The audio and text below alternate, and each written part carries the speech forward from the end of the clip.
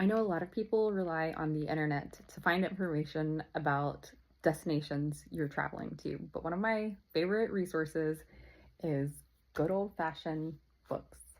And I have inherited a lot of awesome travel books from my aunt.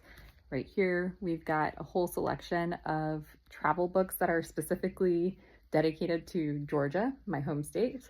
And I just wanted to share some other books that I think you would find interesting for a good read, or if you're traveling across the United States or across the world and you want some curious places to explore.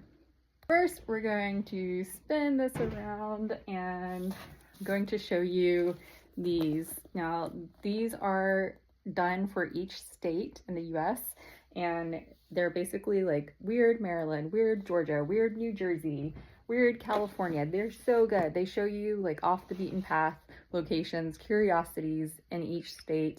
And I've been to pretty much every single one in the Georgia book. And so I'm working my way through other states that those books are written for. And we're going to spin to our next little section here. And there's two books I want to show. This one is called 1000 Places to See Before You Die. And this is a worldwide book. It is thick. It has a lot of really interesting places and photos and a little story about the locations across the entire world. Highly suggest this one, even if you don't get to visit all of these places. It's fascinating to read about them. And this one for the USA, Road Trip USA.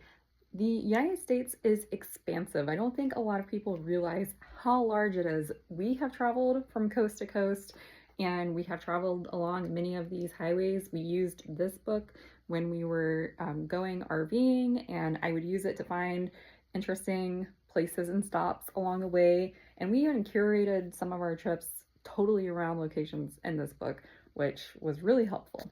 Within the niche of tourism, there are all of these sub niches, and of course there's books for those. So I've got Where Are They Buried? How Did They Die? This one is specifically for tombstone tourists who explore the South.